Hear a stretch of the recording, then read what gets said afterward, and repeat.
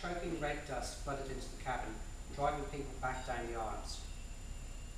Outside a storm was raging, and now it invaded the plane.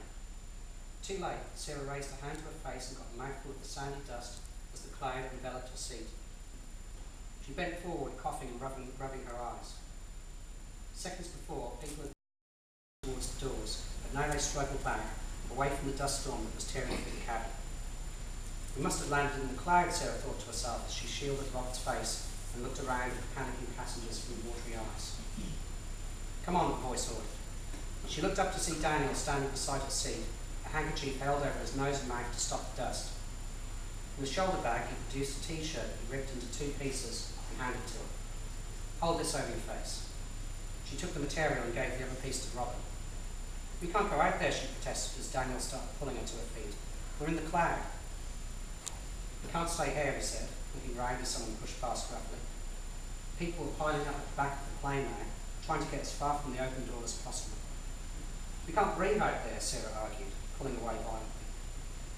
Daniel bent his face close to her ear so Robert couldn't hear. The plane's going to explode. The engine is on fire. Do you understand? Sarah met his eyes for a second and could see that he was deadly serious. Daniel took her arm again and led her up the aisle while she held on to Robert's hand, shielding their faces as much as possible as they went. The door was stuck open and the inside of the plane was slowly filling with more and more red dust. At the door, the stewardess stood with her hands covering her face. She was dust-covered and almost unrecognisable. She waved them back as they approached.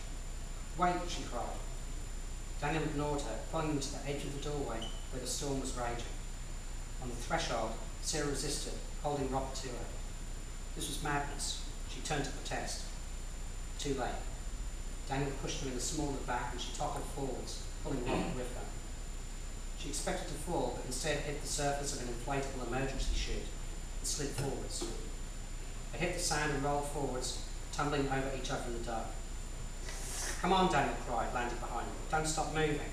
He pulled them on again, only this time in the darkness they couldn't see where they were going.